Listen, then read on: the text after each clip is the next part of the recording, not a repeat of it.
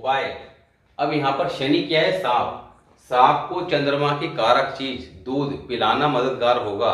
अब आज की डेट में सांप को दूध पिलाना तो काफी मुश्किल काम है, क्योंकि सांप मिलेंगे नहीं। तो यहाँ पर शनि की ही दूसरी कारक चीज क्या है? मजदूर। तो जो लेबर क्लास है, मजदूर हैं, जो मकान इत्यादि बनाते हैं, उनको दूध पिलाना यहाँ पर मददगार होगा। फिफ्थ हाउस में जब ये कॉम्बिनेशन होगा तब पांचवा घर किसका है? सिंह राशि, सूर्य का। सूर्य घर के मालिक हैं और बृहस्पति कारक। अब इस हाउस में शनि जब आके बैठेगा तो शनि चंद्रमा के साथ एक तो पहले ही कमजोर हो गया है, पीड़ित हो गया है। दूसरा, सूर्य के घर में आके और भी ज्यादा पीड़ित हो जाएगा। अब खराब शनि किस तरह का फल देगा? एक तो चंद्रमा जो साथ में बैठा है उसका फल खराब करेगा, धन की दिक्कत पैदा करेगा। साथ ही पांचवा घर किसका है? औलाद का। तो औलाद की दिक्कत आएगी, औलाद को लेकर समस्या आएगी। तो क्या लिखा है? धन का नुकसान होगा, औलाद की तकलीफ, माता व औलाद की नजर कमजोर होगी। अलमारी में चंद्र की चीजें अशुभ फल देगी। अलमीरा जो हम लोग घर में अलमीरा रखते हैं वो क्या है? शनि की कारक चीज। उसमें चंद्र की चीजें नहीं रखनी है। अगर चंद्र शनि का कॉम्बिनेशन कुंडली में किसी भी तरह से बना हुआ है, युति से या दृष्टि इत्यादि से, तब ऐसे में चंद्रमा की चीजें क्या है? अलमारी में जनरली हम क्या रखते हैं? चांदी रखते हैं। तो चांदी को अपनी अलमारी में नहीं रखना है, कहीं और रखिए। दूसरा रखना क्या है उपाय के तौर पर? बादाम और छुआरे। अब यहाँ पर बादाम क्या है? शनि की कारक चीजें, और छुआरे क्या है? मंगल की कारक चीजें। तो मंगल और शनि की कारक चीजों को आपने अपनी अलमीरा के लॉकर में रखना है। Sixth house. अब सिक्स्थ हाउस के अंदर जब ये कॉम्बिनेशन हो तब खुद अपनी आमदन वे अपने बनाए हुए मकान शुभ फल देंगे। कब शुभ फल देंगे? यानी कि आमदनी के संबंध में अच्छे रिजल्ट बताए गए हैं। दूसरा, शनि क्या है? मकान का कारक। तो खुद अपनी आमदनी और खुद अपने बनाए हुए मकान शुभ फल देंगे। तो ऐसे व्यक्ति मकान बना के बेचने का काम कर सकता है। मकान जैसे ही बनाएगा वो शुभ फल देगा। तो यहाँ पर मगर बुध कुंडली में अच्छी कंडीशन में होना चाहिए, क्योंकि यहाँ पर कन्या राशि है और मालिक बुध है। तो बुध के घर में यहाँ आके बैठ के ये कॉम्बिनेशन कब शुभ फल देगा? जब बुध कुंडली में अच्छी कंडीशन में हो। तो यहाँ पर खुद अपनी आमदन व अपने बनाए मकान शुभ फल देंगे। अशुभ, अब शनि अगर यहाँ पर अशुभ हालत में हुआ, चंद्र शनि का कॉम्बिनेशन, तब चंद्र शनि की आश्रय कारोबार शुभ नहीं होंगे। अब यहाँ पर अगर ये अशुभ हालात में हुए तो चंद्र और शनि से रिलेटेड काम, तो चंद्रमा के टॉपिक में चंद्रमा के कामों के बारे में बताया गया था, शनि के टॉपिक में शनि से रिलेटेड कामों के बारे में बताया गया था। तो चंद्र और शनि से संबंधित काम अब शुभ फल नहीं देंगे। करना क्या है? दुनियावी तीन कुत्ते ना बने। अब दुनियावी तीन कुत्ते क्या हैं? नान के घर में धोता कुत्ता, ससुराल में जमाई और बहन के घर भाई। यहाँ पर इसलिए क्या है? नान के घर में ज्यादा दिन न रहे, ससुराल में ज्यादा दिन न रहे, यानी घर जमाई न बने, बहन के घर भी ज्यादा दिन न रहे। अगर ये कॉम्बिनेशन सिक्स्थ हाउस में बना हुआ है स्पेशली तब। सेवेंथ हाउस की बात करते हैं। सेवेंथ हाउस में जब ये कॉम्बिनेशन होगा तब आंखों की बीमारी या अंधेपन की नौबत आ सकती है। यहाँ पर काफी ज्यादा अशुभ फल देने वाला होगा सेवेंथ में और एट्थ में। तो सेवेंथ हाउस में आंखों की बीमारी या अंधेपन की नौबत आ सकती है। स्त्री झगड़ों से जिंदगी तबाह होगी, यानी कि पत्नी से झगड़ा या परिवार की औरतों से या बाहर भी किसी प्रकार की महिलाओं से अगर व्यक्ति विवाद करता है तो यहाँ पर ये उसको तबाही का कारण बनेगा। तो ऐसे व्यक्ति को चाहिए कि किसी भी तरह से महिलाओं से अभद्र व्यवहार ना करे, उनका मान सम्मान करे। शुक्र के कारोबार अशुभ फल देंगे। अब यहाँ पर अगर ये कॉम्बिनेशन सेवेंथ हाउस में है तो शुक्र से रिलेटेड कोई भी काम करते हैं तो अशुभ फल देंगे। शुक्र के कारोबार के लिए आप शुक्र के वीडियो में जाके चेक कर सकते हैं, शुक्र लगन हाउस के वीडियो में जाकर। साथ ही आपका शुक्र कहाँ है तो वहां पर उस चीज को समझ सकते हैं, वहां पे भी बताई गई है। तो यहाँ पर शुक्र के कारोबार अशुभ फल देंगे। दूध में काली मिर्च का इस्तेमाल रात के समय। अब यहाँ पर कई बार हम लोग सर्दियों में पुराने नुस्खे दूध के साथ काली मिर्च लेना पसंद करते हैं और ये आंखों की रोशनी वगैरह के लिए बताया जाता है काफी शुभ देगा। मगर चंद्र शनि का कॉम्बिनेशन अगर 7th हाउस में है तब ये नुस्खा नहीं इस्तेमाल करना है, क्योंकि दूध क्या है, चंद्रमा, और शनि क्या है, काली मिर्च। तो दूध में काली मिर्च का इस्तेमाल रात के समय फेफड़ों में पानी या दिल की कोई दूसरी बीमारी देगा। तो यहाँ पर लंग्स या हार्ट से रिलेटेड कोई ना कोई समस्या देखने को मिलेगी। जो धन हानि, कमजोर नजर का बहाना होंगी, यानी कि जो बीमारी है इससे धन हानि होगी व्यक्ति की, अस्पताल में खर्चा होगा और आई साइट भी वीक होगी। 42 साल उम्र तक माता पिता में से कोई एक ही होगा। जब ये कॉम्बिनेशन 7th हाउस में होगा तो जनरली अशुभ हालत में जब होगा तब देखने में ये आएगा कि व्यक्ति की 42 साल की उम्र तक माता या पिता में से कोई एक ही साथ होगा। मौत अपने घर या मातृभूमि में ही होगी, बाहर नहीं होगी। 8वें घर में, अब 8th हाउस शनि का अपना घर है, इस घर के कारक शनिदेव हैं और मालिक मंगल हैं। तो यहाँ पर मंगल का कुंडली में ठीक रहना जरूरी है। मंगल अगर खराब हुआ तो काफी अशुभ फल देखने को मिलेंगे। तो शनिचर की उम्र 9, 18, 36, यानी कि व्यक्ति की 9 साल की उम्र में, 18 साल की उम्र में, 36 साल की उम्र में जहरीले जानवरों या हथियारों से या औजारों से खतरा होगा। किसी न किसी प्रकार की चोट इत्यादि या दिक्कत परेशानी आ सकती है। बुढ़ापे में नजर कमजोर होगी। व्यक्ति औजार या हथियार न रखें। जब चंद्र और शनि 8वें घर में हो तो व्यक्ति को खास तौर पर हथियार या औजार का अपने पास नहीं रखना चाहिए। 9th हाउस, अब 9th हाउस बृहस्पति का घर है। तो यहाँ पर अगर अच्छी कंडीशन हुई, यानी कि बृहस्पति कुंडली में स्ट्रांग हुए तो सब कुछ अच्छा, धन दौलत उत्तम बढ़िया होगी, निहायत मददगार, सब कुछ अच्छा। अगर बृहस्पति कुंडली में कमजोर हुए तब पैसा टिकेगा नहीं, व्यक्ति जो भी कमाएगा वो खर्च हो जाएगा। सुख चैन, चंद्रमा क्या है, सुख के कारक, सुख चैन हराम होगा। व्यक्ति पैसा अपनी पत्नी के हाथों में रखे तो यहाँ पर पैसे में बरकत होगी और पैसे की, धन की किसी प्रकार की जीवन में कमी नहीं होगी। 10th हाउस, अब 10th हाउस के मालिक और कारक दोनों के शनिदेव, इस घर में चंद्रमा और भी ज्यादा कमजोर हो जाएंगे। तो जीवन भर व्यक्ति कर्जदार होगा, पैसा इश्कबाजी में खर्च करेगा, भारी ताल्लुकात में व्यक्ति का पैसा खर्च होता होगा। शनिवार को शनि की कारक चीजें, अब शनि की कारक चीजें क्या हैं, मकान खरीदना, मकान से रिलेटेड कोई भी सामान, लोहा, मशीनरी, लकड़ी, तो ये सब शनि की कैटेगरी में आती हैं। तो शनिवार को शनि की कारक चीजें ना खरीदनी है ना घर में लानी है। और 10वें घर में शनि के लिए क्या प्रिकॉशन बताई है कि यहाँ पर व्यक्ति को मदिरा मांस यानी कि शराब और नॉनवेज का सेवन बिल्कुल नहीं करना चाहिए। 11th हाउस, अब 11th हाउस में सेम कंडीशन होगी, मगर फर्क ये है कि 10th हाउस के मालिक और कारक दोनों शनिदेव थे, 11th हाउस के मालिक शनिदेव हैं और कारक बृहस्पति देव हैं। मगर यहाँ भी ये कॉम्बिनेशन शुभ फल नहीं देगा, क्योंकि 11th हाउस में चंद्रमा अशुभ माने गए हैं और केतु के फल को खराब करते हैं। मगर यहाँ पर चंद्र और शनि का कॉम्बिनेशन पहले से ही केतु का फल खराब कर रहा है। अब यहाँ पर केतु का फल और ज्यादा खराब हो जाएगा। केतु का फल खराब हो जाएगा ज्यादा तो जीवन में मन परेशान रहेगा, चंद्रमा कमजोर है तो व्यक्ति का मन व्याकुल रहेगा, डिसीजन पावर कुछ होगी नहीं। किसी ने कोई बात उसे समझा दी तो वो बात उसको जल्दी समझ में आ जाएगी। किसी ने कहा ये चीज अच्छी है तो वो उस चीज को अच्छी मान बैठेगा, किसी ने कहा ये चीज खराब है उसको खराब मान बैठेगा। तो इस तरह का नेचर देखने को मिलेगा। तो यहाँ पर माता के हेल्थ इश्यू देखने को मिलेंगे और औलाद के संबंध में काफी अशुभ फल देखने को मिलेंगे। तो यहाँ पर 11th हाउस में धन की समस्या भी रहेगी और साथ ही औलाद की समस्या। 11th हाउस का शनि क्या कहता है कि व्यक्ति ईमानदार रहे और लोगों को परेशान ना करे, स्पेशली लेबर क्लास को, बड़े बुजुर्गों को, गरीब आदमियों को। तो यहाँ पर इस चीज का ध्यान रखना। साथ ही चंद्रमा को ठीक रखने के लिए भैरव मंदिर में दूध का दान हर सोमवार को करते रहना शुभ फल देगा। 12th हाउस, अब 12th हाउस में जब ये कॉम्बिनेशन होगा तो 12th हाउस के अंदर भी चंद्रमा को शुभ नहीं माना है, ऊपर से शनिदेव साथ में है, तो यहाँ पर चंद्रमा काफी कमजोर हो जाएगा। तो पत्नी का सुख, अब 12th हाउस के अंदर शुक्र देव जो है वो उचके होते हैं और वैसे भी जब ये कॉम्बिनेशन होगा तो गृहस्थी के अंदर कमी देखने को मिलेगी। क्यों मिलेगी?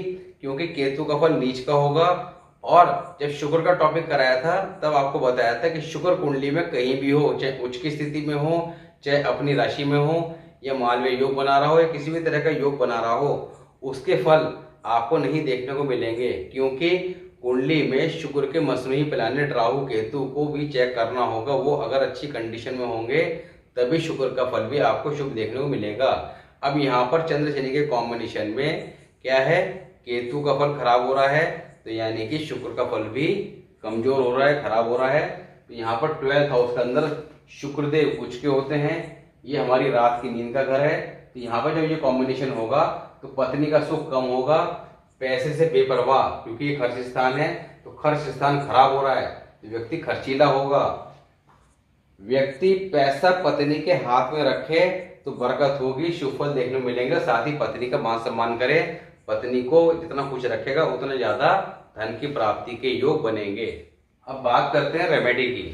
रेमेडी देखिए, यहाँ पर आपको अभी काफी सारी रेमेडीज हमने बताई हैं अलग अलग हाउसेस के हिसाब से, मगर कुछ और इम्पोर्टेंट रेमेडी हैं, उनको भी समझ लीजिए। व्यक्ति दहेज में मिला सोना कभी न गिरवी रखे, न ही बेचे। अगर चंद्र शनि का कॉम्बिनेशन कुंडली के 12 ही घरों में कहीं भी है तो दहेज में जो भी कोई सोना आपको मिला है उसको जीवन में कभी ना गिरवी रखना है, ना ही बेचना है। बेचेंगे या गिरवी रखेंगे तो काफी ज्यादा अशुभ फल देखने को मिलेंगे, वो वापस छुड़ा नहीं पाएंगे। सेकंड, मजदूर या सांप को दूध पिलाएं। तो सांप मिल जाए तो बहुत अच्छी बात है, नहीं तो मजदूरों को दूध पिलाएं शनिवार के दिन। नंबर 3, भैरव मंदिर में दूध दें 43 दिन लगातार, फिर हर सोमवार। तो यहाँ पर सोमवार से शुरू करना है, 43 डेज लगातार एक आधा लीटर की थैली या 1 लीटर की थैली भैरव मंदिर में जाना है। दिन के समय सूर्य अस्त होने से पहले पहले वहां पे उनके चरणों में रख के आनी है। उसके बाद हर सोमवार करते रहें, पहले 43 दिन लगातार कर लें, उसके बाद फिर हर सोमवार करते रहें। और ये आपको रेमेडी के बारे में बता ही दिया था कि जब आपने 43 डेज वाली रेमेडी स्टार्ट करनी है तो चतुर्थी, नवमी, 14 इन 3 तिथि का विचार कर लेना है। ये 3 तिथि में हमने कोई भी रेमेडी स्टार्ट नहीं करनी है, बीच में आ जाए तो कोई दिक्कत नहीं। चंद्र ग्रहण के वक्त जब भी आपको चंद्र ग्रहण साल में देखने को मिले, उस वक्त चंद्र ग्रहण के समय आपने बादाम और नारियल, एक नारियल और कुछ बादाम, साबुत देसी बादाम, ये जल प्रवाह करने हैं। वर्ष फल, अब देखिए लगन चार्ट के अंदर ये कॉम्बिनेशन कहीं भी हो, हमारे लगन चार्ट में ये कॉम्बिनेशन कहीं भी हो, मगर हर साल वर्ष फल आपका जन्मदिन आने से अगला जन्मदिन आने तक का समय आपका वर्षफल होता है। वर्षफल ये बताता है कि ये साल आपका किस तरह का व्यतीत होगा, अच्छा या खराब। लगन चार्ट ये बताता है कि आप जीवन के अंदर क्या प्रोमिसेस लेके पैदा हुए। कि एक व्यक्ति ने आईएएस अधिकारी बनना है, या बहुत बड़ा उद्योगपति बनना है, या कोई छोटा मोटा काम करना है, या कोई छोटी मोटी प्राइवेट नौकरी करनी है, तो ये आपका लगन चार्ट बताएगा कि आप जीवन में कितना धन कमाएंगे, कितनी ऊंचाइयों तक जाएंगे, गृहस्थी का सुख है या नहीं है, औलाद का सुख है या नहीं है। वर्षफल आपका ये बताता है कि ये साल आपका किस तरह का रहने वाला है। अब बेशक आप एक बहुत बड़े उद्योगपति हों या आईएएस ऑफिसर हों, मगर वर्षफल के अंदर अगर प्लैनेट खराब पोजीशन में होंगे तो उस साल आपको धन की, मान सम्मान की, जिस तरह की प्लैनेट की पोजीशन आ रही होगी उस हिसाब से परेशानियों का सामना निश्चित तौर पर करना पड़ेगा। तो इसलिए लगन चार्ट की स्थिति जैसी भी हो, वर्षफल अपने जन्मदिन आने से लगभग 1-1.5 महीने पहले अवश्य चेक कर लेना चाहिए, और उसके अकॉर्डिंग जो रेमेडीज हैं उनको फॉलो करके उस साल होने वाली अशुभ स्थितियों से बचाव कर लेना चाहिए।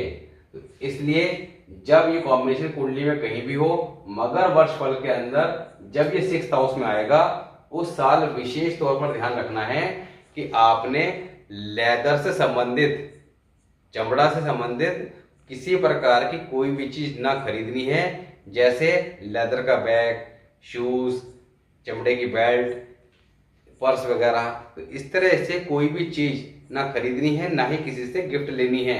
लेंगे तो उस साल में काफी ज्यादा अशुभ फल देखने को मिलेंगे, काम धंधे में एकदम समस्या आ जाएगी, बहुत ज़्यादा स्थिति खराब हो जाएगी, कोर्ट कचहरी के केस फेस करने पड़ जाएंगे। हाउस नंबर 5 5th हाउस के अलावा अगर ये कॉम्बिनेशन कुंडली में कहीं भी है, 5th हाउस के अलावा बाकी कहीं भी है, तब जनरल रेमेडी क्या है, एक लोहे के डब्बे में, लोहे का आपने डब्बा ले लेना है, उसमें गंगा जल डाल के अपने घर में रखना है।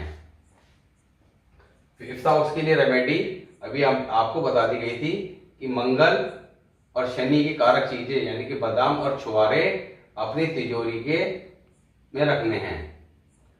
7 अगर 4th हाउस के अंदर ये कॉम्बिनेशन हो, ये शनि भी अकेला यहाँ बैठा हो और अशुभ फल दे रहा हो, काम धंधे में दिक्कत आ रही हो, मन को परेशानी हो, माता के हेल्थ इश्यू, माता से विवाद हो, तो ये आप खराब लक्षण बजानेंगे। शनि अकेला भी हो या ये कॉम्बिनेशन यहाँ पे और अशुभ फल दे रहा हो, तब ऐसे में 4 सफेद क्वार्टर वाइन के, अब जो वाइट कलर की वाइन होती है उसके 4 क्वार्टर खरीदने हैं। ये आपने शनिवार के दिन रात के समय जल प्रवाह करने हैं।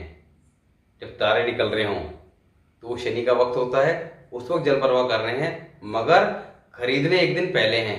शुक्रवार को खरीद लीजिएगा, लाके रख लीजिएगा और शनिवार को रात के समय जल प्रवाह करने हैं। 4 क्वार्टर, ये 1 टाइम करना है। तो आज हमने बात करी मोस्ट इंपॉर्टेंट कॉम्बिनेशन चंद्र और शनि की युति के बारे में। जैसे हम विष योग के बारे में जानते हैं कि ये काफी ज्यादा फेमस कॉम्बिनेशन है, विष योग, मगर विष योग कुंडली के अंदर हमेशा विष नहीं देता, ये अमृत भी देता है। आज इसकी बात भी आपको समझ में आ गई होगी। और अगर विष योग बना हुआ भी है यानी कि चंद्र शनि अशुभ हालात में हैं, तब भी कैसे इनके अशुभ फलों को रेमेडीज के द्वारा हम लोग ठीक करके इनके शुभ फल प्राप्त कर सकते हैं। क्योंकि सबसे ज्यादा इम्पोर्टेंट बात क्या है कि बीमारी है तो है, क्या उसका इलाज भी है? तो इलाज सबसे ज्यादा इम्पोर्टेंस रखता है। यहाँ पर 101% आप चीजों को ठीक कर सकते हैं, मगर प्रॉपर तरीके से समझने के बाद कि कौन से हाउस में कौन सा प्लैनेट है, कौन सा कॉम्बिनेशन है और उसकी रेमेडी क्या होनी चाहिए। क्योंकि जरूरी नहीं है कि हर जगह मून खराब है तो मून की रेमेडी, क्योंकि कुंडली में अगर अभी यहाँ ग्रामर के रूल अप्लाई हो जाते हैं। सैक्रिफाइस ऑफ प्लैनेट बहुत ही बढ़िया वीडियो है, उसमें जाके जो ग्रामर का हमने रूल डिस्कस किया था उसको आप समझेंगे तो आपको ये बात समझ में आ जाएगी। जब कुंडली के अंदर कोई प्लैनेट खराब होता है, शनि खराब होगा तो शुक्र की बलि दे देगा, यानी कि शुक्र के फलों को खराब कर देगा, कुर्बानी का बकरा, सैक्रिफाइस ऑफ प्लैनेट। तो यहाँ पर आप शुक्र की रेमेडी करते रहेंगे। शुक्र की रेमेडी करने से आपको ऐसा नहीं है कि आराम नहीं मिलेगा, मगर 100% नहीं मिलेगा। क्योंकि बैड इफेक्ट कहाँ से आ रहा है? सैटर्न खराब होने की वजह से। जब शुक्र खराब होगा कुंडली के अंदर तो किसकी बलि देगा? चंद्रमा की। अब आप देख रहे हैं कि चंद्रमा का आपकी प्लेसमेंट तो कुंडली के अंदर बहुत अच्छा है, 2nd हाउस में बैठा हुआ, उच्च का है या उच्च की राशि में है, या 4th हाउस में है या 1st हाउस में है, 9th हाउस में है। तो जिन हाउसेस के अंदर चंद्रमा को अच्छा बताया गया है वहां पे अच्छी राशि में है, अच्छी पोजीशन में बैठा है, मगर उसके जो रिजल्ट बताए गए हैं वो रिजल्ट देखने को क्यों नहीं मिल रहे? उसके पीछे आपको चेक करना होगा कि उसके मसनूई प्लैनेट कैसी पोजीशन में है, साथ ही शुक्र कुंडली पे कैसी पोजीशन में है। शुक्र अगर पीड़ित हो रहा होगा तो यहाँ पे चंद्रमा के फल को भी खराब कर देगा। तो जो चंद्रमा आपको बहुत ज्यादा धन दौलत दे सकता है वो अब आपको अशुभ फल दे रहा होगा, धन दौलत की, लिक्विड कैश की समस्या दे रहा होगा, मन में अशांति पैदा कर रहा होगा, डिप्रेशन की स्थिति ला रहा होगा। तो यहाँ पर आपने कुंडली को तरीके से समझना है, बातों को ध्यान से नोट करना है। और अब शुक्र की वजह से अगर इफेक्ट आ रहा है तो पहले शुक्र की रेमेडी कीजिए। शुक्र की रेमेडी करेंगे तो चंद्रमा का तो प्लेसमेंट ठीक था, तो चंद्रमा अपने आप ही अपने शुभ फल देना प्रारंभ कर देगा। तो यहाँ पर आपने चीजों को समझना है। तो आज हमने बात करी चंद्र शनि के कॉम्बिनेशन के बारे में और काफी इंपॉर्टेंट रेमेडीज के बारे में, जो शायद ही पहले आपको पूरी जानकारी कहीं मिली हो। तो यहाँ पर इन रेमेडीज को करके आपने ये कॉम्बिनेशन अगर आपके परिवार में या आपके घर में किसी की कुंडली में है तो उसको ठीक कर लेना है। नेक्स्ट वीडियो में बात करेंगे, काफी इंपॉर्टेंट टॉपिक है, चंद्र और राहु का कॉम्बिनेशन।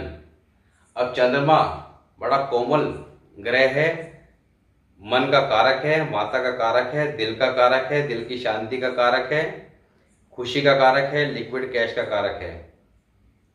और राहु सर्वाधिक पापी ग्रह।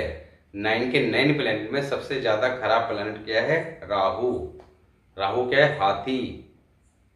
तो हाथी का दरिया में बैठ जाना तो किस तरह का शुभ या अशुभ फल देगा, इसकी बात करेंगे। देखने में ये कॉम्बिनेशन अशुभ ही लग रहा है, तो क्या इसके अशुभ फल ही देखने को मिलेंगे या शुभ फल भी दे सकता है? साथ ही अगर अशुभ है तो है, क्या इसके रेमेडीज हैं या क्या प्रिकॉशन है जिसके द्वारा इस अशुभ कॉम्बिनेशन के अशुभ प्रभाव से बचा जा सकता है और शुभ फल प्राप्त किए सकते हैं। तो मिलते हैं नेक्स्ट वीडियो में, तब तक के लिए नमस्कार।